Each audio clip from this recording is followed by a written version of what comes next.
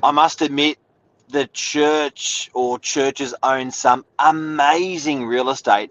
And this morning we're going to talk about how they got it, and more importantly, do they ever sell it? Stay tuned.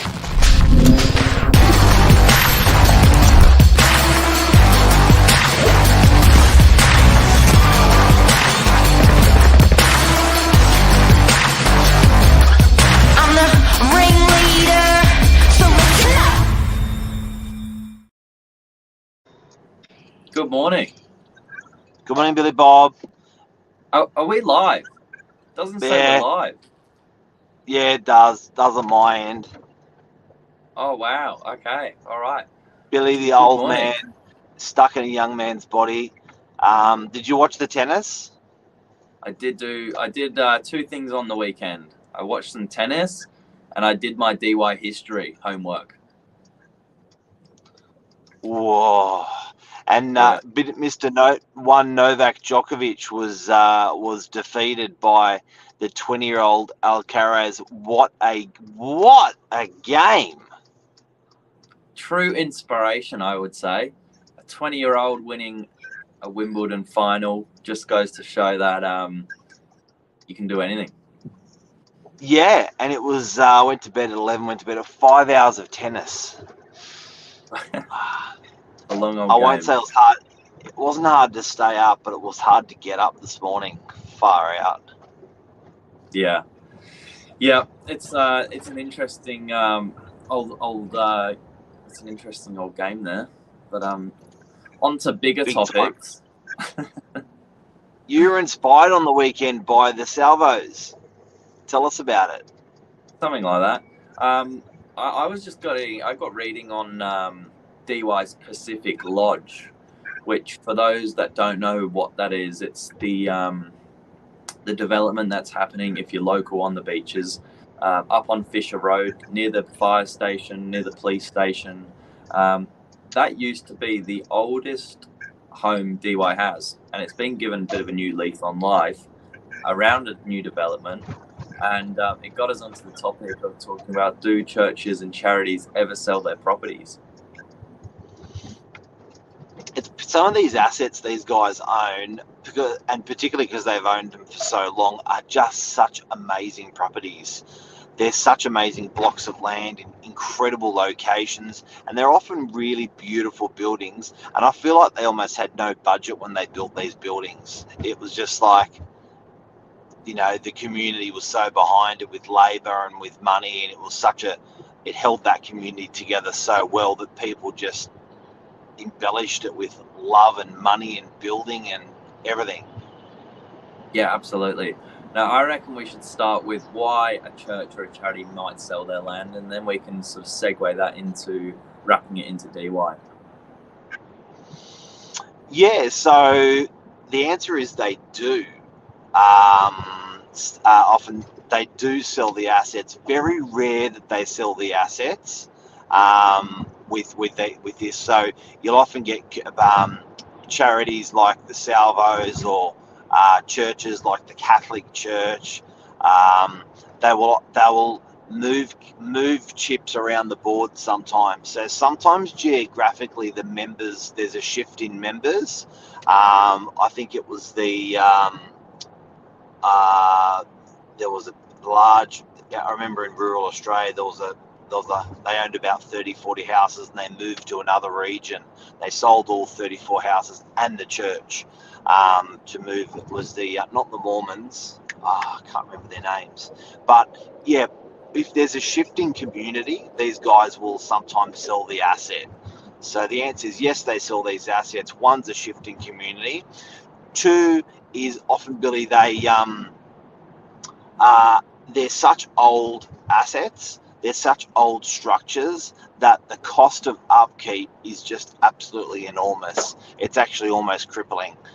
So they end up, sometimes they even will sell part of the asset and rebuild on the other half, for example. So they'll sell half of the land off to a developer who will give them $10 or $20 million. Then they'll spend that $10 or $20 million on the other half of the block or the existing building that's there. Yeah, interesting. And it's important to remember, I guess, these guys are like any other organization or business. They're very structured. and it is really well thought out, right? It's a big community, much larger than just one decision maker. Absolutely. Off big boards they've got to go to, talk to the board, you know, and it can take 5 or 10 years to dispose of an asset. Sometimes it's such a big web. Yeah, absolutely. Now, I'd love to try and show you what we're talking about here. I'm going to see if I can flip my camera around the computer. So here we are. This is the home we're talking about this morning. And can you see that all right, Mark?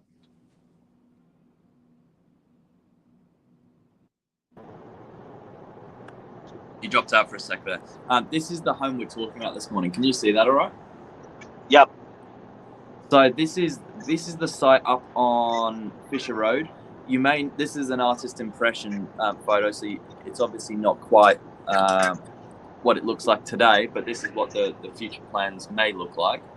And to give you a bit of context as to where this sits, your police station's down this side of the road, the fire station's been beyond this beautiful residence here. But this is DY's Pacific Lodge. And this was a property that was constructed in 1892. It was funded by a lady who was extremely involved with the Salvation Army, who gave the group £400, which was back in the day, I think, almost a quite handsome budget to go and build a home that was purely there for resting soldiers. It was later sort of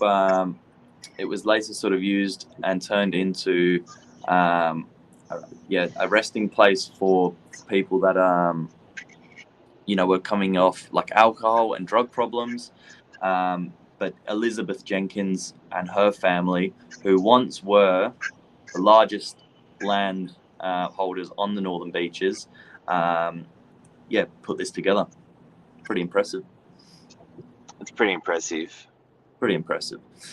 And this all started with her father and her brother coming off the boat as a convict, and they went from a convict to the largest landholders, and they were in farming.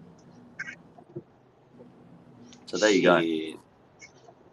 Now, what's interesting about these churches and community centres and buildings of significance is often their heritage. So they're limited in their development potential, but only when it's where the structure is actually. So around the structure, no problems. Even above the structure can be no problems. So some of these heritage significance, people go, no, nothing can't be done. But there's been some pretty famous buildings that have been owned by churches and communities that have built around and still been further developed. As an example, in Sydney CBD, Harry Seidler did a building called the Cove, and Harry could not develop.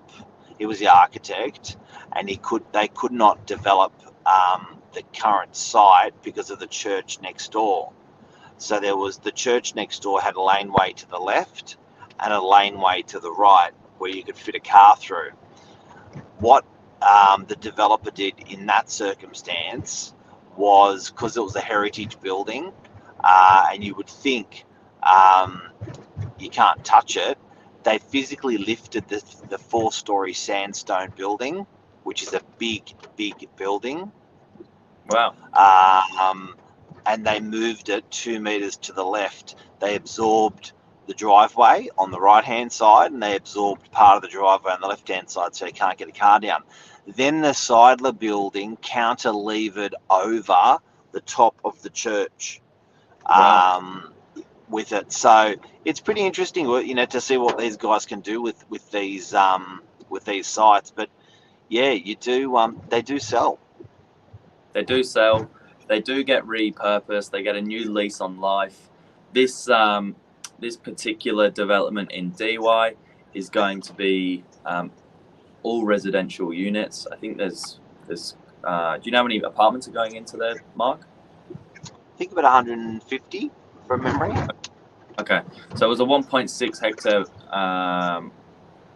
property. Yeah, one of DY's largest, and that the building itself, I believe, has been looked at as potentially a wellness centre. So there you go. And I think also, if you look at the purpose of what it was needed for in the late 1800s and the early 1900s, it changed, and DY became a mecca of units. So I think for the salvos to actually get the site working for them, very, very hard, because you know, it's not really a purpose-built site anymore. It's lost that lust of, you know, going there and for rehab, and you know, you've sort of got acres of land around you. And as a matter of fact, if you have a look at some of the land holding that the Salvation Army has, but even on the northern beaches, in Collaroy, half of the hill of Collaroy would be the Salvation Army site.